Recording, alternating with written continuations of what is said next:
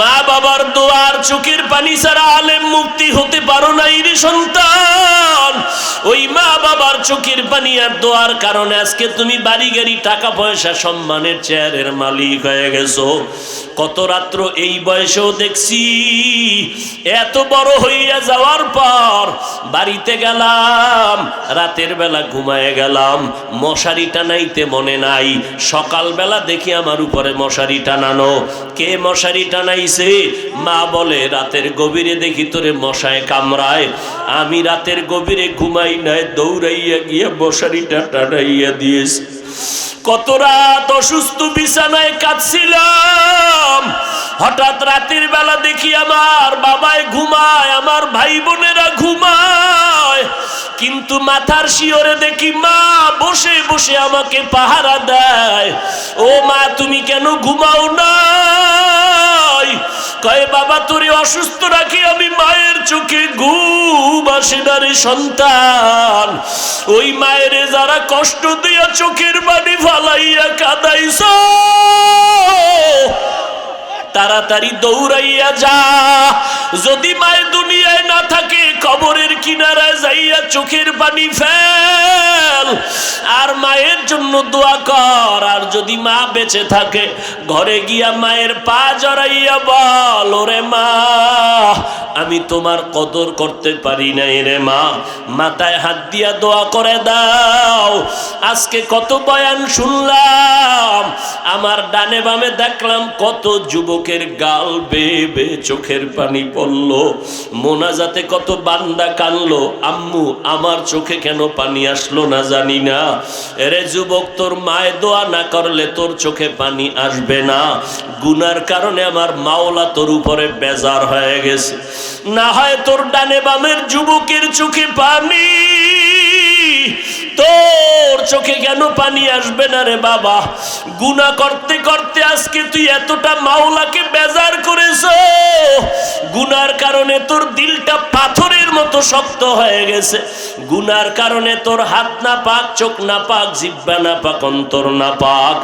আজকে আমাকে কত মানুষ সম্মান করিয়া চেয়ারে বসাইলো, অথচ আজকে যদি সবাই জানতো আমি কত বড় গুনাহগার, এই চেয়ারে বসাইয়া কেউ বয়ান শুনতো না। আল্লাহ সম্মান দিছেন, মনে মনে ওই আল্লাহকে বল, ও দয়ার মালিক, এই ময়দানে আমার মতো গুনাহগার কেউ নাই। মানুষ আমাকে আলেম বলে, মুফতি বলে, অথচ আমি তোমার আদালতে কত বড় অপরাধী। ও আল্লাহ, তুমি আমাকে মাফ করে দাও। আজকে থেকে তওবা করে নিলাম। ও যুবকেরা তওবা করো, পর্দার আড়ালের আম্মা জানেরা তওবা করে নেন। আপনারা নবীদের মা, সাহাবায়ে কেরামের মা, আউলিয়ায়ে কেরামের মা। এরে আম্মা জান, আপনারা আয়েশা রাদিয়াল্লাহু আনহার মতো নারী, খাদিজা রাদিয়াল্লাহু আনহার মতো নারী, ফাতেমা রাদিয়াল্লাহু আনহার মতো নারী। আল্লাহর নবী বলে, নারীরা ময়দানে দৌড়াইয়া কষ্ট করা লাগবে না, স্বামীর মতো তুমি জুমায় যাওয়া লাগবে না, পুরুষের মতো ঈদের নামাজে যাওয়া লাগবে না। ঘরের মধ্যে থাকো, সন্তানগুলো লালন পালন করে আদর্শওয়ালা বানাও, আদর্শ ডাক্তার বানাও, আদর্শ ইঞ্জিনিয়ার বানাও। আর স্বামীর মাল হেফাজত করো, নামাজ পড়ো, আল্লাহর কাছে দোয়া করো। পুরুষের পরিমাণ সওয়াব আল্লাহ তোমাকেও দান করবেন। ও যুবক, কয়দিন আর যৌবনের বাহাদুরি করবি? মরণ এসে গেলে আর উপায় নাই, কই পালাইয়া যাবি? এখনো তওবার নিয়তে তওবা করো, আল্লাহর কাছে বলো। তোমার মতো যুবক স্কুল কলেজে পড়িয়া নামাজ ছাড়ে না, তুমি নিজেরে প্রশ্ন করো তুমি কেন পারো না? তোমার মতো যুবক ব্যবসা করে, চাকরি করে, রে আবার পুলিশ বিডিআরের নামাজ ছাড়ে না, তুমি কেন পারবা না? তওবা করো আর আল্লাহকে বলো, আল্লাহ মরিয়া গেলে যাব, আজকে থেকে আর নামাজ ছাড়বো না, দাড়ি কাটবো না, মা বাবারে কষ্ট দিব না, ওলামায়ে কেরামের বিরুদ্ধে যাব না, নবীর তরিকার বাহিরে চলবো না। উলামায়ে কেরাম, আমি পয়গম্বরের ওয়ারিস। আল্লাহ বলেন এরাই হলো উলামায়ে আহলে হক। উলামায়ে আহলে হকের অনুসরণ করবা, এদের অনুসরণ করলে আমি মুহাম্মদের অনুসরণ হয়ে যাবে। আমি মুহাম্মদের অনুসরণ হয়ে গেলে আল্লাহর ভালোবাসাও পেয়ে যাবা। আল্লাহর ভালোবাসা পাওয়ার মানি তুমি বিনা হিসাবে জান্নাতি। তবে সতর্ক করে বললেন নবী, ওলামা দেখলেই দৌড় দিও না। এই জমিনের মধ্যে একদল ওলামা থাকবে চূড়ান্ত খারাপ, গাঞ্জাখোরের থেকেও বেশি খারাপ, মদখোরের থেকেও বেশি খারাপ। যারা খারাপ তারা চূড়ান্ত খারাপ। কারণটা কি? পানি ভাত নষ্ট হলেও খাওয়ার মতো রাস্তা থাকে। বিরিয়ানি যদি খারাপ হয়, এইটা নষ্ট হলে খাওয়ার কোনো রাস্তা থাকে না। একজন গাঞ্জাখোর চূড়ান্ত খারাপ হলে ওর দ্বারাও মাঝে মাঝে কিছু ফায়দা হয়।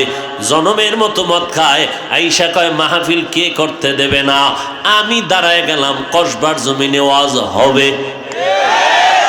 তাহলে একটা মদখোরের দ্বারাও মাঝে মাঝে উপকার হয়।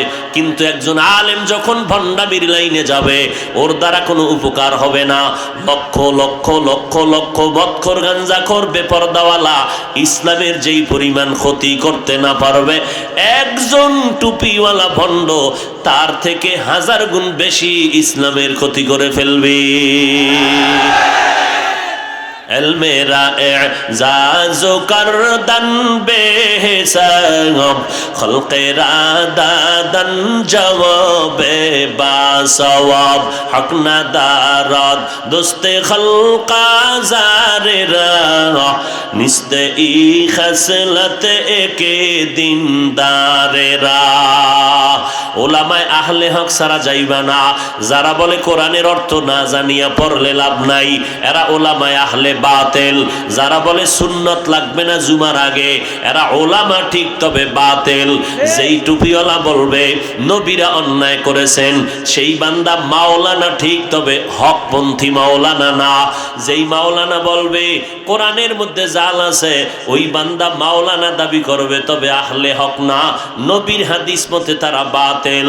যেই মাওলানা বলবে সুন্নতের দরকার নাই, কাজা নামাজের দরকার নাই, নফল ইবাদতের দরকার নাই, বিতিরের দরকার নাই, কালেমা মুসলমানের কুফরি, এদেরকে চিহ্নিত করে নাও, এরা এই জমিনের ইসলামের ব্যানারওয়ালা ভণ্ড। এবার তুমি বাইরে গিয়া বলবা বহুদিন পরে হাফিজ বাইরে পাইলাম, এই শেষ রাত্রে একটু বয়ান শুনবো। বয়ানে ঢুইকেই গীবত শুরু করলো, অথচ গীবত করা হারাম। এরে আল্লাহর বান্দা, তুমি যেই পরিমাণ জানো গীবত করা হারাম, আমি তোমার থেকে 1000 কোটি গুণ বেশি জানি গীবত করা হারাম। এরপরও কেন গীবত করি যদি মনে করো, তার দলিলটাও তুমি জেনে নাও। ওয়াইলুল লিকুল্লি হুমাজাতিল লুমাজা আল্লাযী জামাআ মালান ওয়া আদ্দাদা।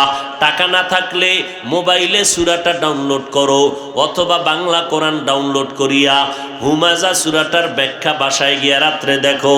এই সূরাটার মধ্যে গীবতকারীর জন্য জাহান্নামের ঘোষণা দিয়েছেন। আবার এই ব্যাখ্যার মধ্যে লেখা আছে 4 কারণে গীবত করা ওয়াজিব, না করলে গুনাহ হবে। এর মধ্যে একটা কারণ, ইসলামের ব্যানার লাগাইয়া যদি কোনো ভণ্ড মুমিনের ঈমান চুরি করতে থাকে, আহলে হকদের দায়িত্ব তার নাম ঠিকানা সহ বলিয়া উম্মতকে ঈমান বাঁচানোর জন্য সতর্ক করা। এটা যদি গীবতও হয় তাতেও সওয়াব হবে। এবার জবাব দাও, আমার নবী বাতিল ভণ্ডদের বিরুদ্ধে কথা বলেছেন কিনা? অতএব বাতিলের বিরুদ্ধে কথা বলা কেউ হিংসা মনে করবা না। বাতিলের ভণ্ডদের বিরুদ্ধে কথা বলা মদিনার নবীর সুন্নাত। না হয় বাঁচা যাবে না ঈমান নিয়ে। আপনি কি মনে করেন, কোন মুমিন যদি মনে মনে ভাবে কোরআনের মধ্যে জাল আছে, এটা দলিল ছাড়া বেঈমান, দলিল ছাড়া। আল্লাহ পাক বলেন আমলের শূন্য নিয়ে আসবা না। বান্দা যদি আমি আল্লাহর সাথে মোলাকাত করতে চাও, তাদেরকে আমার অর্ডার, আছাড়া কারো অর্ডার নাই। যারা বলবে আমার আল্লাহ লাগে না, জান্নাত লাগে না, তার জন্য কোনো বয়ান নাই। যে বলবে আমি আল্লাহকে দেখতে চাই, আমার মালিকের সাথে মোলাকাত করতে চাই, আল্লাহ বলেন তোর জন্য 2টা কাজ করা লাগবে বড় কঠিন ভাবে। এক নাম্বার, বান্দা তুমি নেক আমল করবা। আমল বড় দামি একটা সম্পদ। যেখানে আল্লাহ ইমানের বয়ান করেছেন ওখানে আমলের বয়ান করেছেন। আল্লাহ বলেন জান্নাতের মধ্যে উত্তম জান্নাতের নাম জান্নাতুল ফেরদাউস। আমি আল্লাহ এই জান্নাতটা 2 গুণওয়ালা মানুষের দান করব। ইন্নাল্লাযীনা আমানু ওয়া আমিলুস সলিহাত কানাত লাহুম জান্নাতুল ফিরদাউসি নুজুলা। যেখানে ইমানের বয়ান সেখানে আমলের বয়ান। ওয়াত্তিনি ওয়াজ-যাইতুন ওয়া তুরি সিনিন ওয়া হাযাল বালাদিল আমিন লাকাদ খালাকনাল ইনসানা ফি আহসানি তাকওয়িম সুম্মা রাদাদনাহু আসফালা সাফিলিন। সমস্ত মানুষ ধ্বংস হয়ে যাবে যদি তার সম্মানকে ধরে রাখতে না পারে। তবে ওই গুণওয়ালা মানুষ জাহান্নামে যাবে না যাদের ঈমান থাকবে। ইল্লাল্লাযীনা আমানু ওয়া আমিলুস সলিহাত, যাদের ঈমানের সাথে আমল থাকবে এরা ধ্বংসের নিকটে যাবে না। আল্লাহ বলেন আমি কসম খাইয়া বলতেছি সমস্ত মানুষগুলো জাহান্নামে যাবে, তবে 4 গুণওয়ালা মানুষ জাহান্নামে যাবে না। ওয়াল আসর ইন্নাল ইনসানা লাফি খুসর ইল্লাল্লাযীনা আমানু ওয়া আমিলুস সলিহাত। যার ঈমান আছে নেক আমল আছে ওই মানুষগুলো জাহান্নামে যাবে না। আর যারা বাকি সব জাহান্নামে যাবে। যেখানে আমলের বয়ান সেখানে ঈমানের সাথে আমলের বয়ান আল্লাহর নবী আল্লাহ করে দিলেন। আমার নবীও বলেন এই নবীর উম্মতের দলেরা আমল তো 1000 বছর করা লাগবে না, কারণ তোমরা আখিরি নবীর উম্মত। অন্য নবীর হায়াত ছিল বেশি, উম্মতের হায়াত ছিল অনেক বেশি। আমার নবীর হায়াত বড় ছোট, উম্মতের হায়াত আমার নবী বলছেন 60 থেকে 70-এর মাঝখানে গড়ে। এই অল্প হায়াতের মধ্যে আমাদের আমল করা লাগবে বেশি। কয় কেমন বেশি? বাড়িঘরে তালা লাগাইয়া আমলে ঢুকে যাও, ব্যবসার দোকানে তালা লাগাইয়া যায় নামাজ বিছাও, স্কুল কলেজে তালা লাগাইয়া মাদ্রাসায় যাও, ওলামায়ে কেরামের পেছনে পেছনে জীবন কাটাও, মাইয়া পোলার খবর বাদ দিয়ে শুধু মাওলার খবর নাও। আল্লাহ এটা একবারও বলেন নাই, নবীও বলেন নাই, ইসলামও সমর্থন করে না। একজন সাহাবী নবীর কাছে গিয়ে আবেগ ভরে বলেন নবী আমার মনটা চায় সারা রাত্র ইবাদতে কাটায় দেই, সারাটা দিন আমি জিহাদ করি আর রোজা রাখি। মদিনার নবী বললেন লা রহবানিয়াতা ফিল ইসলাম, ইসলামের মধ্যে কোনো বৈরাগ্যের স্থান নাই। বাড়িঘর ব্যবসা বাণিজ্য সন্তান পরিবার ছাড়িয়া আল্লাহ আল্লাহ জিকির করবা, এর থেকে মূল্য বেশি। তোমার সন্তান ঠিক রাখবা, স্ত্রীর হক আদায় করবা, ব্যবসার হক, চাকরির হক, প্রতিবেশীর হক, সব হক আদায় করে যদি তুমি আল্লাহ কয়া ডাক দেও ওই জঙ্গলওয়ালার 1000 বছর আগে জান্নাতে তুমি চলে যাইবা। আল্লাহর মহব্বতে আমল করো। নবী বলেন বেশি আমলের দরকার নাই, আখলিস দীনাকা ইয়াকফিকাল আমালুল কলিল। অল্প আমল করো, এই আমলটাই তোমাকে জান্নাতের দরজায় নিয়ে যাবে, কোনো হিসাব লাগবে না। তবে আমলটা আল্লাহর কাছে 100% গ্রান্টেড হওয়ার জন্য 2টা দিক তোমার নজর রাখা লাগবে। মাঝখানে আমল, শুরুতে নজর রাখা লাগবে আমলটা ইখলাস ছাড়া কখনো কবুল হবে না। আবার আমলটা করার পরে খবরদার, বড় বড় ডাকাত আছে আমল চুরি করার জন্য, আমল চুরি আমল নষ্ট করার জন্য যত বড় বড় বড় বড় চোর ডাকাত আছে, এর মধ্যে বড় ডাকাতের নাম হলো শিরিক। কি? শিরিক করা যাবে না। শিরিক করলে কি হবে? কয় আমল যা কবুল হইয়াও থাকে তাও বরবাদ হয়ে যাবে। আল্লাহ বলেন ফালা নুকিমু লাহুম ইয়াউমাল কিয়ামাতি ওয়াজনা, আমি কিয়ামতের দিন তোমার আমলগুলো শিরিকের কারণে ওজন দিব না। আমার নবীকে আল্লাহ সতর্ক করলেন নবী আপনি শিরিকের মধ্যে ডুববেন না। ইব্রাহিম নবীকে আল্লাহ সতর্ক করলেন শিরিকের মধ্যে ডুববেন না। শিরিক কি জিনিস? বলে আল্লাহ আমার এক, ওই আল্লাহর মতো আরো আল্লাহ আছে মনে করার নাম শিরিক। আল্লাহর ক্ষমতার মতো আরো কারো ক্ষমতা আছে মনে করার নাম শিরিক। আল্লাহ যেই গুণের মালিক ওই গুণের মালিক আরো কেউ আছে মনে করার নাম শিরিক। যারা মনে করবে তাদের নাম হলো মুশরিক। মুশরিকদের পরিণাম ফল বিনা হিসাবে তুমি জাহান্নামী। ওমাই ইউশরিক বিল্লাহ ফাকাদ হারামাল্লাহু আলাইহিল জান্নাহ। যারা শিরিকের গুনাহ করবা আল্লাহ বলেন আমি কোরআন কোরআনে বলে দিলাম তোমাদের জন্য জান্নাত হারাম। এই উঠেন কেন? মোনাজাত দিয়ে দিমু মূল্যায়ন করবেন না, আমিও মূল্যায়ন করব না। কষ্ট করে আসছি, এটা মূল্যায়ন করবেন। আকাম কইরা রাত কাটাইতে পারেন, মোবাইল চালাইয়া সারা রাত কখন 2টা-3টা বাজে খবর থাকে না। আর আল্লাহর মোহাব্বতের বয়ান এখানে কি সোনা বন্ধের গান গাওয়া হচ্ছে? এখানে কি মিষ্টি বিতরণ হচ্ছে? সময় কাটানো হচ্ছে বাজে কথা বলে? আল্লাহ হেদায়াত দান করুন। আমল তো মোটেই নাই এর মধ্যে, যাও আল্লাহ কবুল করছেন এটাও কপাল ভরার জন্য পাগল। কারণ কি জানেন? কারণও আছে। এত বিশাল সমাবেশ দেখার পরে 3 দল শয়তানের মাথা গরম। এক শয়তান শরীরের মধ্যে আছে, নফস শয়তান, ও খালি আপনাকে সিগন্যাল দেয় উঠ কত। আর এক শয়তান প্যান্ডেলের বাইরে দাঁড়ায় রইছে, জিন শয়তান। তোরে সামান্য সময় ছেড়ে দিলাম, যতক্ষণ পারো বয়ান শোন, তবে অনুরোধ তুই মোনাজাতটা দিবি না। কারণ আমি ইবলিস বড় আলেম, ফেরেশতাদেরকে আমি শিক্ষা দিছি, আমি আল্লাহর একটা আইন জানি। এই মজলিসে বড় দোয়া কবুল হওয়ার মতো বান্দা আছে। হাফিজুর রহমানের দোয়া যদিও কবুল হবে না, কিন্তু এখানে বহু সাদা দাড়িওয়ালা আছে যাদের আমিন ফিরবে না। এখানে বহু মাজলুম আছে যারা চোখের পানি ছাড়লে আরশে আজিম পর্যন্ত যাইতে কোনো পর্দা থাকবে না। এখানে এমন বান্দা আছে দোয়া করতে দেরি আর সে আজিমে দোয়া কবুল হইতে দেরি না। ইবলিস কয় আমি জানি আল্লাহর আইন, একজনের আমিন যদি কবুল হয় সবার আমিন আল্লাহ কবুল করে সব গুনাহ মাফ করবে। তুই 3 ঘন্টা বয়ান শুনবি, আমার দুঃখ লাগবে না, কিন্তু মোনাজাতটা দিয়ে যদি গুনাহ মাফ করাও, আমার 30 বছর লাগাইয়া তোরে যেই পরিমাণ আকাম করাইছি, একটা মোনাজাতে সব যদি ধ্বংস হয়, আমার চাকরি শেষ, আমার জিন্দেগির ভ্যালু শেষ। এই জন্য মোনাজাতটা দিবি না। এই জন্য নজর করে দেখবেন 2 ঘন্টা 3 ঘন্টা বহু আশেকরা বয়ান শুনে মোনাজাত দেওয়ার ভাগ্য হয় না। এরা কপাল পোড়া। 2 শয়তান। আর এক শয়তান আছে আপনার ডানে বামে বসা, মানুষ রূপী শয়তান। কি রূপী? মানুষ রূপী শয়তান। বড় আশা কইরা আসছে, কানে কানে কয় উঠবি না, কি বয়ান শুনবি? এতক্ষণ মনে মনে ভাবছিলাম ভালো বুঝি বয়ান করবে, বয়ানে বইসেই তো শুরু করলো অমুকে খারাপ অমুকে খারাপ। ওরে আমরা তো আন্দাজি কাউকে খারাপ বলি না, কারণ আমরা তো চশমাটা ভালোই লাগাইছি, আমরা তো আল্লাহর জিকির করতেছি, আমরা পায়ে ধরে ধরে বয়ান করি। আর এই জমিনে কিছু বান্দা আছে চেয়ারে বসলেই দেখে সারা দুনিয়ার মানুষ কাফের, কারণ তার চোখের মধ্যে কালো কালারের চশমা লাগানো।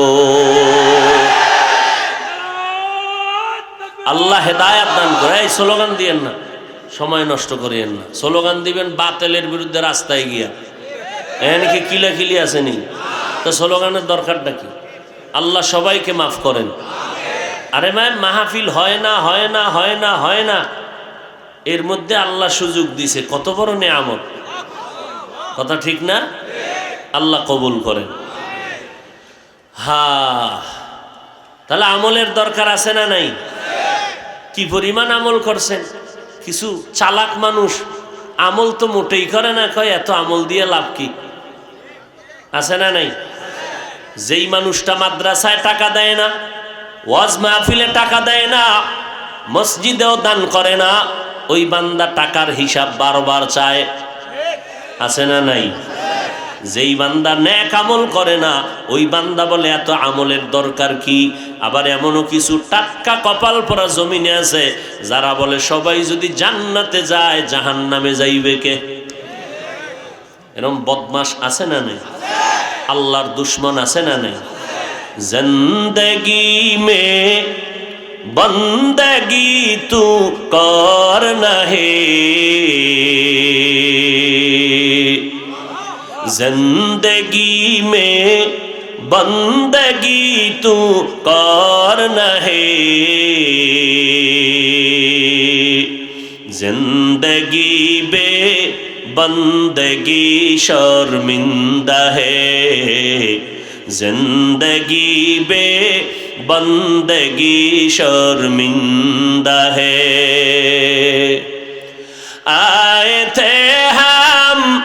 कुछ न कुछ खरीदने को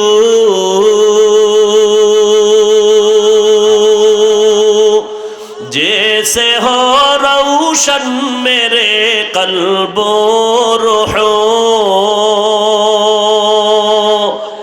आए थे हम कुछ न कुछ खरीदने को जैसे हो रोशन मेरे कल्बो रूहो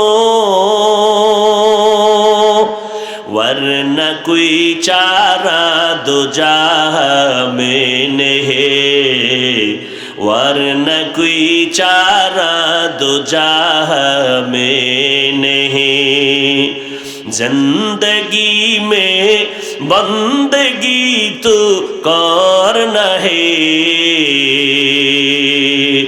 जिंदगी में बंदगी तो करना है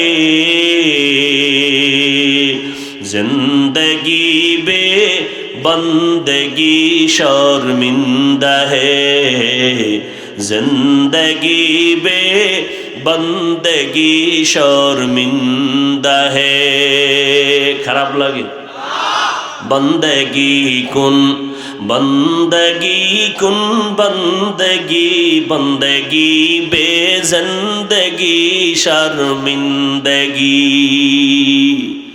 একটুখানি নেকের তরে রোজ হাসরের মাঠেতে বাবা ঘুরবে ছেলের পিছে ছেলে বাবার আগেতে আহাতে মন কঠিন দিনেতে আল্লাহ তোমায় ছাড়বে না ঠিক মতো পড়িলে নামাজ জান্নাত তোমার ঠিকানা ঘুমের চেয়ে নামাজ ভালো আর তুমি ঘুমাইও না ঠিক মতো পড়িলে নামাজ জান্নাত তোমার ঠিকানা ও বান্দা আমলের জন্য আগাও আমল কারা করবা আল্লাহ বলছেন আমিও সেইটাই বলে যাই আমল শুধু তারা করবে যারা চায় আমার আল্লাহকে মোলাকাতের জন্য দেখবে এখন প্রশ্ন হলো আল্লাহকে তো চিনি না দেখব কি একজনের না চিনলে দেখার তো কোনো আশাই অন্তরে আসে না কথা ঠিক নেই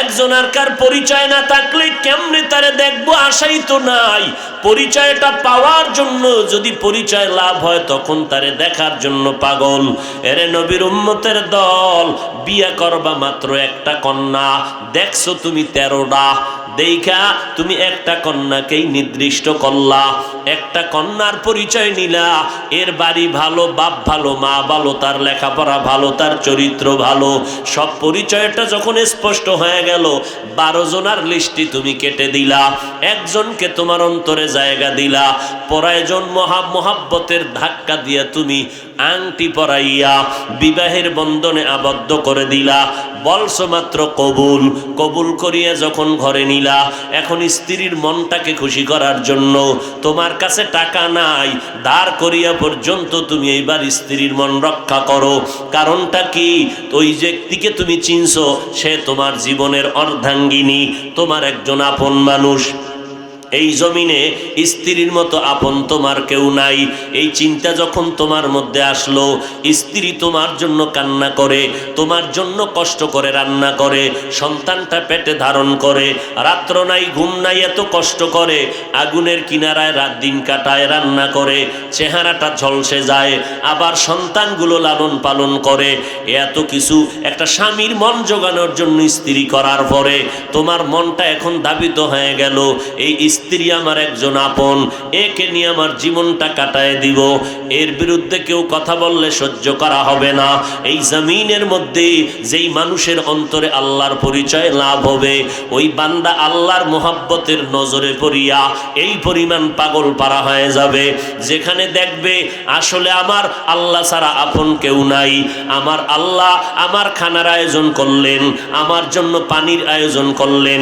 আমার জন্য বিদ্যুতের আয়োজন করলেন সূর্যের আলোর মাধ্যমে, চাঁদের আলোর মাধ্যমে আমার আলোর ব্যবস্থা করে দিলেন। আমার আল্লাহ খানার আয়োজন করে দিলেন। ওই আল্লাহর মতো আমার আপন কেউ নাই। এমন সুন্দর মাইকে কথা বলতেছি, ব্যাটারির চার্জ চলে যাবে, ফ্যানের বাতাস লাগায় ঠান্ডা করে। বেশিক্ষণ যদি মাইক চলে হঠাৎ মেশিনটা গরম হয়ে আগুন লাগবে, বিদ্যুতের বাতি জ্বলে, চার্জ দেওয়া লাগবে, চার্জ যাবে, বিল দেওয়া লাগবে। আল্লাহ কয় বান্দা নজর করে দেখ, জিব্বা নামের মেশিনটা লাগাইয়া দিলাম। কত হাজার কোটি কথা তুই 70 বছর লাগাইয়া বললি। মাথা ব্যথা করে, কথা বলার কারণে কান ব্যথা করে, কপাল ব্যথা করে, চোখ দুইটা ব্যথা করে, গাল ব্যথা করে। আজও পর্যন্ত এই 40, 50, 60, 70 বছর পর্যন্ত জিব্বা নামের মেশিনটা লাগাইয়া এত পরিমাণ কথা বললাম, জিব্বাটা একটা সেকেন্ডের জন্য কখনো ব্যথা হয় নাই। আল্লাহ পাক বলে, রে গোলাম নজর করে দেখ, প্রধানমন্ত্রী আগামীকাল সকাল 10টায় জাতির উদ্দেশ্যে ভাষণ দিবেন, এলান চলতেছে চ্যানেলগুলোতে। রাষ্ট্রপতি বিকাল 5টায় ভাষণ দিবেন। এই ভাষণটা কি দিবেন? মুখস্থ কোনো ভাষণ না, কমিটি টিম গঠন করে দিল। আমার বক্তব্যটা তোমরা মিলিয়ে সুন্দর করে লিখে দাও, কারণ আমি একজন প্রধানমন্ত্রী, আমি একজন রাষ্ট্রপতি। আমার 5 মিনিটের বক্তব্যের মধ্যে যদি একটা শব্দ ভুল হয়, আকারে কারে ভুল হইয়া যায়, গোটা দুনিয়ার মানুষ আমারে থুতু নিক্ষেপ করবে, দুনিয়ার মানুষ আমার সমালোচনা করবে। এ আল্লাহর বান্দারা, একবারও কি চিন্তা করে দেখো না, গরু ছাগলের তো চিন্তা করার আকল আল্লাহ দান করে নাই। আল্লাহ মানুষকে বুঝার মতো মেধা দান করেছেন, ফিকির করার মতো কলব আল্লাহ দান করেছেন। আল্লাহ পাক বলেন, তাকায় দেখ, এ দুনিয়ার মানুষ, দুনিয়ার রাষ্ট্রপতি ভাষণ দিবে, এটারে লেখা দিল 13 জনে, কয়েকবার দেখলো, কম্পিউটার করলো, একবার লেখার পরে বলে এই শব্দটা ভুল, আবার এটাকে তুমি প্রিন্ট করে আনো, সংশোধন করো। এইভাবে 10 বার 12 বার এটাকে কমপ্লিট করিয়া প্রধানমন্ত্রী বা রাষ্ট্রপতির হাতে দিল, তিনি আবার 10-12 বার এটাকে রিহার্সাল দিল, পড়লো। আমার বক্তব্য দেওয়ার সময় যেন কোনো ভুল না হয়। একজন আলেম সারাটা বছর ফজরের পরে বয়ান, জহুরের পরে বয়ান, আসরের পরে বয়ান, মাগরিবের পরে বয়ান, রাত্র 12টায় মোনাজাত দিয়ে বাসায় যাবো, তাও দাইতে দিলা না। রাত্র 12টা পর্যন্ত বয়ান, 1টা পর্যন্ত বয়ান। এই বয়ানগুলো একদিন 2 দিন না, 12টা মাস লাগাতার চলতেছে। আবার কিছু কিছু বক্তারা সামনে ডায়েরি নিয়া আয়াতগুলো দেখে দেখে তরজমা কয়া মুফাসসিরের নাম দিয়া বাড়ি যায়। আবার কেউ সামনে ল্যাপটপ নিয়া দেখে দেখে বিষয়ভিত্তিক আয়াত হাদিস পইরা বয়ান করে চলে যায়। আমরা তো ওই হাদিসও আমরা তো ল্যাপটপ নেওয়ার অভ্যাস নাই, ডায়েরি দেখার অভ্যাস নাই। ও আল্লাহ, মরণ পর্যন্ত অভ্যাস যেন না হয়। বলবেন হাফিজ ভাই কেন? 1000 বার বুঝাইতে আমি সক্ষম হব কিনা জানি না, কারণ বুঝার মতো মেধা থাকতে হবে। বান্দা আল্লাহর মুহাব্বতের বয়ান যেটা কলব থেকে বের হবে, আর একটা দেখে দেখে বয়ান, এই দুইটার মধ্যে ব্যবধান হলো দেখিয়া দেখিয়া বয়ান করতে পারবা, আকাশচুম্বী সুন্দর আলোচনা হবে চটকদার, কিন্তু কসম আল্লাহর রুহানিয়ত থাকবে না। রুহানিয়ত যারা বুঝেই না তাদেরকে কেমনে বুঝাবো? এরা তো বলবে আমরা পাগল হয়ে গেছি। এরে নবীর উম্মতের দল, এইভাবে 1 ঘন্টা 2 ঘন্টা মাথাটা কি পরিমাণ গরম। একজনে বক্তব্য দিতে গিয়া মাথা গরম হয়ে যায়, মাথায় পানি দাও, এত কথা বলছি, বুকটা শক্ত হয়ে গেছে, বুকটা ব্যথা করতেছে, 12টা মাস এত চিল্লাইতেছি, এত হাজার হাজার কোটি কোটি কথা বলতেছি 12টা মাস, এর মধ্যে 2 ঘন্টায় 500 কথা বললাম, একটা কথা ভুল হতেই পারে, কিন্তু তুমি 499টা কথার স্লোগান দিয়া সংশোধন আর মোহাব্বতের নজরে ধন্যবাদ না দিয়া একটা কথা যদি ভুল হইয়াই যায়, এই কথাটারে কাট করিয়া মানুষরূপী কিছু শয়তানেরা, আল্লাহর দুশ্মন, নবীর দুশ্মন, ওলামায়ে কেরামের দুশ্মনেরা এই একটা কথা কাট করিয়া কিছু কিছু মানুষ, দুষ্কৃতী মানুষ, অন্তর খারাপ বলা মানুষরা ওলামায়ে কেরামের ইজ্জত মাটির সাথে মিশাবার ষড়যন্ত্রে লিপ্ত আছে না নাই? আল্লাহ হেদায়াত দান করুন। আরো জোরে বলেন আল্লাহর সাথে যারা মোলাকাত করতে চাও তারাই শুধু নেক আমল করবি। যাদের আল্লাহর সাথে মোলাকাতের চিন্তাও নাই তাদের কোনো আমলের দরকার নাই, কারণ আমি দুনিয়াতে আসছি কেন? আল্লাহ কয় পরীক্ষা দেওয়ার জন্য। আমার পরীক্ষা কি? আমার পরীক্ষা দিয়ে পাশ করা লাগবে। পরীক্ষা হলো আমলের পরীক্ষা। কোরআনের আয়াত পড়ো বান্দা, ব্যাখ্যা কেন এখনো বুঝো না? আইয়ুকুম আহসানু আমালা ওয়া হুয়াল আজিজুল গফুর।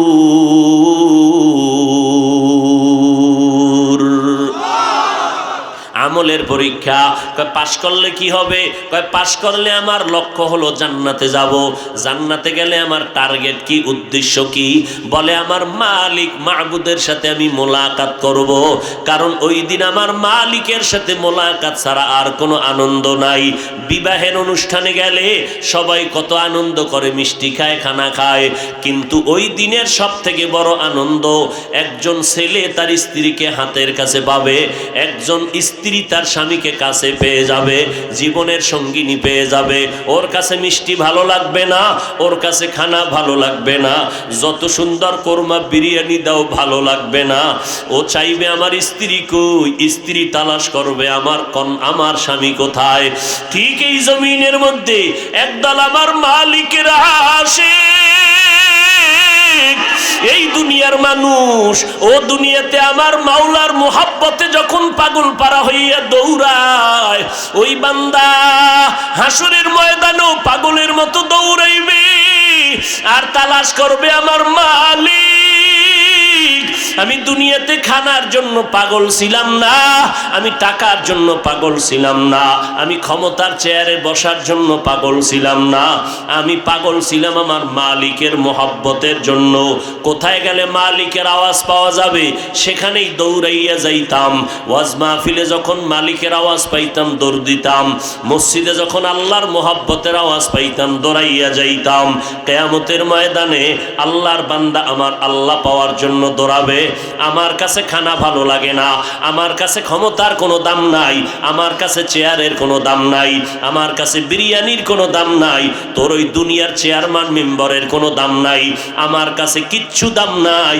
আমি যদি আমার আল্লাহকে পাই, আমার মতো চেয়ারম্যান এমপি মন্ত্রী আর কেউ হতে পারে না।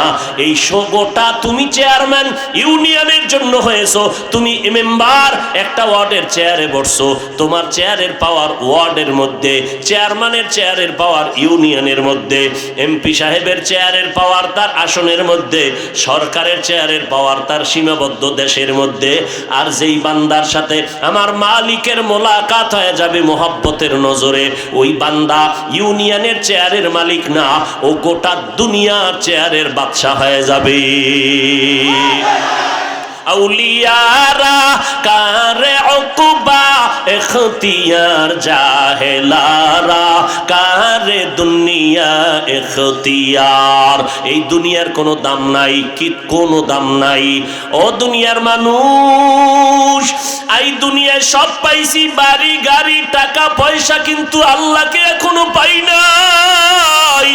আমার এই বাড়ি ঘরের কোনো মূল্য নাই। এই জন্যই তো বলখের বাদশা ইব্রাহিম ইবনে আদহাম আল্লাহর পাগল হইয়া যখন দেখলো আমার অর্ডারে বলখের মানুষ উঠে আর বসে, আমি বলখের জমিনের বাদশা, আমি রাষ্ট্রপতি, কিন্তু সকালবেলা পূর্ব দিগন্তে যখন সূর্য উঠলো, এই সূর্যটা কার অর্ডারে চলে? এই অর্ডার দেনেওয়ালা তো একজন পেছনে আছে। আমি ইব্রাহিম তাকে তো এখন পর্যন্ত চিনতে পারলাম না। না, আমার বাদশাহীর কোনো দাম নাই।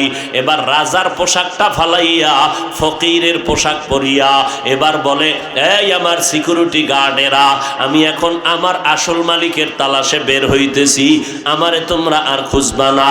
ইব্রাহিম ইবনে আদহাম এইবার দুনিয়াকে লাথি মারিয়া, রাজকীয় হাল আর মখমলের চাদর লাথি মারিয়া এবার রওয়ানা জঙ্গলের দিকে দৌড়ায় আর আমার মাওলার তালাশ করে। ইয়া ইলাহি তু মেরা মাবুদ হ্যায়, या इलाही तू मेरा माशूक है, या इलाही मुझसे मुझको दूर कर, ताकि देखो मुझ में तुझको एक नजर। আল্লাহর বান্দা ইব্রাহিম ইবনে আদহাম বলখের বাদশা হইয়াও শান্তি নাই, কারণ আমার আসল মালিক কই? আমার আসল মালিকের যদি আমি না পাই, আমার বাদশাহীর কোনো মূল্য নাই। এরে আল্লাহর বান্দা জঙ্গলের মধ্যে দৌড়ায় আমার মালিকের পাওয়ার জন্য বড় পাগল হয়ে গেল, কারণ এতদিন মালিকের পরিচয় পায় নাই। এখন যখন পরিচয় পেয়ে গেল, আসমানটা কে বানাইছেন? এই জমিন থেকে 500 বছরের দূরে একটা আসমান, ওই আসমানটা 500 বছরের মোটা, আবার ওই এক আসমানের উপর আবার খালি জায়গা মহাশূন্য 500 বছরের ফাঁকা, এরপরে দ্বিতীয় আসমানটা 500 বছরের মোটা, এইভাবে 7টা আসমান বানাইলেন আমার আল্লাহ। এই আসমান 7টা বানাইয়া আবার জমিন বানাইলেন 7টা। এইটা হলো প্রথম জমিন, এর নিচে সমুদ্র পানি, এরপরে আবার জমিন, এরপরে আবার পানি। এর নবীর উম্মতের দল এত বিশাল বড় বড় 7টা আসমান এমন ভাবে সেট করে রাখলেন, নিচের থেকে কোনো খুঁটি নাই, উপর থেকে কোনো রশি দিয়া টানাও দেওয়া হয় নাই, কখনো লড়াচড়াও করে না রে বান্দা। এই সুন্দর আসমান যিনি বানাইলেন তিনি কতই না সুন্দর, জমিনটা এত সুন্দর করে যিনি বানাইলেন তিনি কতই না সুন্দর। এইভাবে পরিচয়টা যখন বান্দার অন্তরে আসবে, তখন দেখবে আমার চাকরি ভালো লাগে না, আমার টাকা ভালো লাগে না, তখন বান্দা ডানে বামে তালাশ করবে আমার আল্লাহরে কেমনে পাওয়া যায়। পরিচয় তো পাইলাম, এখন পরিচিত ব্যক্তিটারে দেখা দরকার। মুসা নবী যখন তুর পাহাড়ের মধ্যে ঢুকলেন, জুতা দিয়ে পাও দিয়ে যখন রাখলেন, হঠাৎ করে আওয়াজ আসলো, ইয়া মুসা ফাখলা'না আলাইকা বিল ওয়াদিল মুকাদ্দাসি তুয়া। এই মুসা জুতাটা খুলে ফেল, এটা পবিত্র জায়গা, জুতা নিয়ে ঢোকা যাবে না। মুসা নবী বলেন, কেউ যদি আওয়াজ দিত দুনিয়ায়, ডান দিক দিয়ে হাসতো বা বাম দিক থেকে, না হয় সামনের দিক না হয় পেছন দিক, কিন্তু জুতা খোলার আওয়াজটা এমন ভাবে পাইলাম মনে হয় চতুর্দিক থেকে আওয়াজটা আসলো। আমি জিজ্ঞাসা করলাম, জুতা খোলার আওয়াজটা কে দিলেন? হঠাৎ করে অদৃশ্যের থেকে আওয়াজ আসলো, আনা রব্বুক, আমি তোর রব। মুসা নবী এবার কথা বাড়াইতেছেন, প্রশ্ন করলেন, রব আপনি এখানে কেন? এইভাবে কথা বাড়তেছে, মোহাব্বত বাড়তেছে। মুসার প্রশ্ন, আল্লাহর থেকে জবাব। মুসা নবী প্রশ্ন করেন, আল্লাহ জবাব দেন। এইভাবে কথা বাড়তেছে, মোহাব্বত বাড়তেছে, কথা বাড়তেছে, মোহাব্বত বাড়তেছে। এক পর্যায়ে ডাক দিয়ে কয়, রব্বি আরিনি, ও আল্লাহ এত মজার কথা শুনাইয়ার কত তুমি গোপনে থাকবা? মেহেরবানি করে পর্দার আড়াল দিয়ে একটু বের হইয়া আমারে দেখা দাও। আমার মনটা চায় তোমার একটা নজর তাকাইয়া কলিজা ভরে দেখবো, না হয় আমার কলিজা ঠান্ডা হবে না। তেরা আয়না আলো মে রঙ্গ বু হ্যায়, তেরা আয়না আলো মে রঙ্গ বু হ্যায়, जिधर देखता हो उधर तू ही तू है, जिधर देखता हो उधर तू ही तू है। আল্লাহকে দেখার জন্য পাগল। আজকে এত বয়ান, এরে নবীর উম্মতের দল, আমরা পাগল হয়ে যাই নাই, আমরা তোমাদের মতো মাথা নষ্ট করি নাই। এরে আল্লাহর বান্দা, এখনো তো মাকে মাই বলিয়া সম্মান করি, আব্বাকে আব্বার স্থানে রাখিয়া সম্মান করি, আমরা এখনো তো স্ত্রীকে স্ত্রীর মর্যাদায় মহব্বত করি, ওস্তাদের ওস্তাদের জায়গায় রাখিয়া মহব্বত করি। অতএব আমাদের মাথা নষ্ট হয় নাই। ও আল্লাহর বান্দারা, আমরা কোরআন পড়ার কারণে আমগো পঙ্গু জিন্দেগি হয় নাই, আমাদের মাথা নষ্ট হয় নাই, বরং কোরআন হাফেজ যারা, এরা হলো এই জমিনের মধ্যে শ্রেষ্ঠ বুদ্ধিজীবী। আজকে যারা হাফেজদের বিরুদ্ধে প্রপাগান্ডা ছড়ায়, এদেরকেও চিনে নাও, এরাও হলো ইসলামের ব্যানারওয়ালা ভণ্ড। এরে নবীর উম্মতির দান, আল্লাহর মুলাকাত যদি চাও, নেক আমল করিও। আল্লাহর মুলাকাত অন্তরে জমা যদি করো, আমার মালিকের সাথে মুলাকাতের চিন্তা যদি হয়, তুমি নেক আমলের জন্য রেডি হয়ে যাও। আমল করলে অনেকে মনে করে স্বাধীনতা নষ্ট হয়ে যাবে। কই, আমরা যারা নবীর তরিকা মানিয়া চলি, দাড়ি রাখলাম, টুপি পরলাম, নামাজ পড়ি, পর্দা করি, হালাল খাই, এই যুবকেরা, কসবা এলাকার শিক্ষিত মুসলমানেরা, একটু বলো, তোমরা যারা দাড়ি কাটছো, নামাজ পড়ো না, চুলগুলো ইন্দুর আর বান্দরের মতো বেঈমানের পাচাটা গোলাম হইয়া রাখছো, নবীর তরিকায় চুল রাখা তোমার ভালো লাগে না, নবীর মোহাব্বতে নখগুলো কাটবা, সেখানে তোমার মজা লাগে না, নবীর মোহাব্বতে সুন্নতের পোশাকটা লাগাইবা, মজা লাগে না, বলো তোমরা নবীর আদর্শরে জবাই করিয়া আমাদের থেকে কি পরিমাণ শান্তিতে আর সম্মানে আছো? তুমি জবাব দিতে পারবা না। এবার আমার থেকে জবাব নাও। এই আল্লাহর বান্দা, মেজাজ গরম না করিয়া মাথা নত করে বিনয়ের সাথে শুনতে থাকো। আমিও তোমার বিনয়ের সাথে বলতেছি, হিংসার নজরে না রে বাবা। পাও দুইটা যদি আগাইয়া দাও, পায়ে হাত রেখে বলতে রাজি, আমার নবীর মোহাব্বতে কথাগুলো বলতেছি। ও নবীর উম্মতের দল, আজকে আমার নবীর তরিকা মানার কারণে আমরা নবীর তরিকা মানিয়া দেখতেছি তোমরাও তিন বেলা খাও, আমরা নবীর তরিকাওয়ালারাও তো তিন বেলা খাই। তোমরা যারা নবীর তরিকা মানো না, তোমরাও রাতে ঘুমাও। নবীর তরিকা যারা মানে তারাও রাতের বেলা ঘুমায়। যারা নবীর তরিকা মানে না, এরাও ব্যবসা করে। আর যারা নবীর তরিকা মানিয়া চলে, তারাও তো ব্যবসা করে। যারা নবীর তরিকা বাদ দিয়া চাকরি করে, আমার সমাজে বহু নবীর তরিকা ঠিক রাখিয়াও তো চাকরি করনেওয়ালা অভাব নাই। তুমি স্কুল কলেজে পড়ো, নবীর তরিকা মতো নামাজ পড়ো না, আবার তোমার কলেজে তালাশ করো নবীর তরিকায় 5 ওয়াক্ত নামাজ পড়নেওয়ালাও ছাত্র ছাত্রীর অভাব নাই। তাহলে বলো তুমি কেমনে আগায় গেলা? মোটেও আগাও নাই। স্বাধীনতাও আমাদের কোনো নষ্ট হয় নাই। তুমি বিয়া শাদী করছো, নবীর তরিকাওয়ালারাও বিয়া শাদী করেছি। তুমি দেশ বিদেশ ভ্রমণ করো স্বাধীনভাবে, আমরা নবীর তরিকাওয়ালারাও নবীর তরিকা ঠিক রাখিয়াও তো দেশ বিদেশ ভ্রমণ করি। আমাদেরকে তো এক চুল পেছনে ফালাইতে পারো নাই। বরং এমপি সাহেব দেখলে সালাম দেয়, দোয়া চায়। মন্ত্রী দেখলে কয় সালাম দোয়া করবেন। চেয়ারম্যান সাহেব দেখলে বলে হুজুর দোয়া চাই, সালাম রইল। তাহলে সম্মান কোনো দিক থেকে কমে নাই। আজকে তোমার মতো চিন্তা যদি করিয়া আমি Hafizur Rahman pant shirt tie লাগাইয়া দাড়িটা কামাইয়া আজকে রাস্তায় মাস্তানি করতাম, কেউ আমারে বাধা দিত না।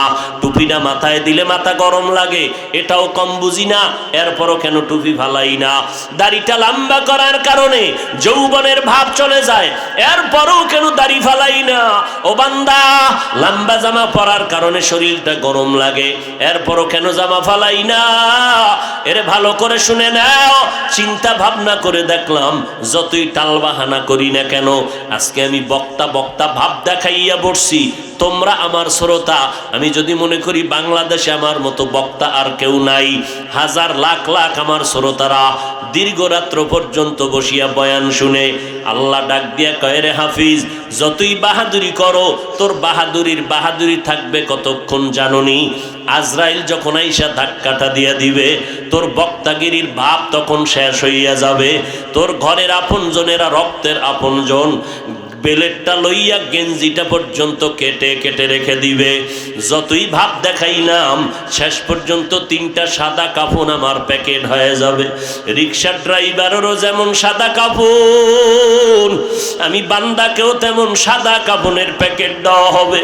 এমপি সাহেবের যেমন 3টা সাদা কাফন, রিক্সার ড্রাইভার গরিব মানুষ, তাকেও 3টা সাদা কাফন দেওয়া হবে। ওই কাফনের প্যাকেটে ঢুকার পরে কে মাওলানা, কে মুফতি সাহেব, কে শাইখুল হাদিস, কে প্রিন্সিপাল কোনো লেখা থাকবে না। কে ইমাম, কে মুক্তাদি, কে ডাক্তার, কে প্রফেসর, কে ইঞ্জিনিয়ার, কে এমপি, কে মন্ত্রী, কে বাড়িওয়ালা, কে গাড়িওয়ালা, কোনো ভেদাভেদ নাই। সবার 3টা সাদা কাফনের প্যাকেট।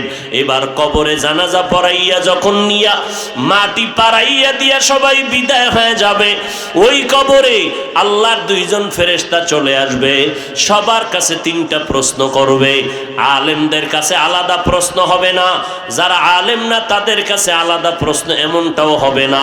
সবার বেলায় তিনটা প্রশ্ন, রবের পরিচয় দাও, ধর্মের পরিচয় দাও, রাহমাতুল লিল আলামিনের পরিচয় দাও।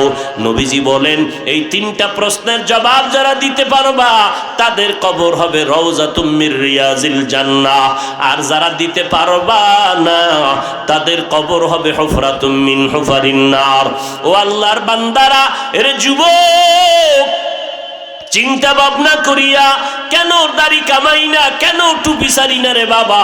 একমাত্র কারণ আল্লাহর কোরআন পড়ে দেখলাম কোনো মিথ্যা নাই, নবীজির কথায় কোনো ভুল নাই। কারণ আমার এমন নবী 63 বছর হায়াতে নবী একটা মিথ্যা কথাও জীবনে বলেন নাই। ও নবীর আশিক উম্মতের দল, ওই কোরআনে জান্নাতের বয়ান আছে, জাহান্নামের বয়ান আছে। জান্নাতে কারা যাবে তাও আল্লাহ বলেছেন, জাহান্নামে কারা যাবে তাও আল্লাহ বলেছেন। জান্নাতটা কেমন আরামের ঘর, জাহান্নাম কেমন ভয়ঙ্কর, আল্লাহ তাও বয়ান করে বলিয়ে দিয়েছেন। ওই জাহান্নামের একটা সেকেন্ডের আযাব সহ্য করা যাবে না। জমিন থেকে 9,30,00,000 মাইল উপরে সূর্য, রাতের বেলা সূর্য নাই, তারপরও গরম সহ্য করতে পারি না। কিয়ামতের ময়দানে সূর্য মাথার উপরে আসবে। জাহান্নামের আগুন দুনিয়ার আগুন থেকে হাজার হাজার হাজার গুণ তেজের আগুন হবে জাহান্নামের আগুন। একটা মশার কামড় সইতে পারি না। ওই কবরে তিনটা প্রশ্নের জবাব যারা দিতে পারবে, আল্লাহর নবী বলেন সাথে সাথে আমার আল্লাহ গাইবী আওয়াজ দিয়ে বলবেন, কবরে বেহেশতের বিছানাটা দিয়া দাও, জান্নাতের সাথে রাস্তা বানাও, 3.5 হাত কবর বড় বালাখানা বানায় দাও। কিয়ামত পর্যন্ত আমার বান্দা আরামে ঘুমাবে। পক্ষান্তরে যারা ওই তিনটা প্রশ্নের জবাব দিতে পারবে না, দুনিয়াতে আল্লাহর গোলামি করে নাই, সুন্নতের আমল করে নাই, ইসলাম মেনে চলে নাই, কবরে গিয়ে তিনটা প্রশ্নের জবাবের একটাও দিতে পারবে না। নবীজি বলেন সাথে সাথে আমার আল্লাহ রাগান্বিত হইয়া ফেরেশতাকে বলবেন, ও ফেরেশতা, এই নাফরমান দুনিয়াতে আমি আল্লাহ কম সুযোগ দেই নাই। আমার দেওয়া পানি বাতাস, সূর্যের আলো, চাঁদের আলো, আমার দেওয়া জমিনের ফসল, গাছের ফল খাইয়া এত বড় নিমক হারাম, একবারও আলহামদুলিল্লাহ বলে নাই। ওলামায়ে কেরাম বারবার পায়ে ধরিয়া নামাজের দাওয়াত দিত, নামাজ পড়ে নাই। এখন আর সময় দিও না, কবরের মধ্যে জাহান্নামের বিছানাটা দিয়া দাও, জাহান্নামের সাথে রাস্তা খুলিয়া দাও। কবরের মধ্যে 99টা সাপ। আমার নবী বলেন সর্বশেষ আমার আল্লাহ কবরের মাটিকে ডেকে বলবেন, এরে কবরের মাটি, এই নাফরমানকে 2 পার্শ্ব থেকে জোরে জোরে চাপ দাও। এত জোরে চাপ দিবে পাজরের হাড় চুরমার হয়ে যাবে। ও যুবক, পায়ে হাত রেখে বলি রে ভাই, কয়দিন আর দুনিয়ায় বাহাদুরি করবি? মা বাবার দোয়ার চোখের পানি ছাড়া আলেম মুক্তি হতে পারো নাই রে সন্তান। ওই মা বাবার চোখের পানি আর দোয়ার কারণে আজকে তুমি বাড়ি গাড়ি, টাকা পয়সা, সম্মানের চেয়ারের মালিক হয়ে গেছো। কত রাত্র এই বয়সেও দেখছি, এত বড় হইয়া যাওয়ার পর বাড়িতে গেলাম, রাতের বেলা ঘুমায় গেলাম, মশারি টানাইতে মনে নাই। সকালবেলা দেখি আমার উপরে মশারি টানানো। কে মশারি টানাইছে? মা বলে রাতের গভীরে দেখি তোরে মশায় কামড়ায়। আমি রাতের গভীরে ঘুমাই নাই, দৌড়াইয়া গিয়া মশারিটা টানাইয়া দিয়েছি। কত রাত অসুস্থ বিছানায় কাঁদছিলাম। হঠাৎ রাতের বেলা দেখি আমার বাবায় ঘুমায়, আমার ভাই বোনেরা ঘুমায়, কিন্তু মাথার শিওরে দেখি মা বসে বসে আমাকে পাহারা দেয়। ও মা, তুমি কেন ঘুমাও না? কয় বাবা, তোরে অসুস্থ রাখি আমি মায়ের চোখে ঘুম আসে না রে সন্তান। ওই মায়ের যারা কষ্ট দিয়া চোখের পানি ফালাইয়া কাঁদাইছ, তাড়াতাড়ি দৌড়াইয়া যা। যদি মায়ের দুনিয়ায় না থাকে, কবরের কিনারায় যাইয়া চোখের পানি ফেল আর মায়ের জন্য দোয়া কর। আর যদি মা বেঁচে থাকে, ঘরে গিয়া মায়ের পা জড়াইয়া বল, ওরে মা, আমি তোমার কদর করতে পারি নাই রে মা, মাথায় হাত দিয়া দোয়া করে দাও। আজকে কত বয়ান শুনলাম, আমার ডানে বামে দেখলাম কত যুবকের গাল বেয়ে বেয়ে চোখের পানি পড়ল, মোনাজাতে কত বান্দা কানলো, আম্মু আমার চোখে কেন পানি আসলো না জানি না। এরে যুবক, তোর মায়ে দোয়া না করলে তোর চোখে পানি আসবে না। গুনার কারণে আমার মাওলা তোর উপরে বেজার হয়ে গেছে। না হয় তোর ডানে বামের যুবকের চোখে পানি, তোর চোখে কেন পানি আসবে না রে বাবা? গুনাহ করতে করতে আজকে তুই এতটা মাওলাকে বেজার করেছ, গুনার কারণে তোর দিলটা পাথরের মতো শক্ত হয়ে গেছে। গুনার কারণে তোর হাত না পাক, চোখ না পাক, জিহ্বা না পাক, অন্তর না পাক। আজকে আমাকে কত মানুষ সম্মান করিয়া চেয়ারে বসাইলো, অথচ আজকে যদি সবাই জানতো আমি কত বড় গুনাহগার, এই চেয়ারে বসাইয়া কেউ বয়ান শুনতো না। আল্লাহ সম্মান দিছেন, মনে মনে ওই আল্লাহকে বল, ও দয়ার মালিক, এই ময়দানে আমার মতো গুনাহগার কেউ নাই।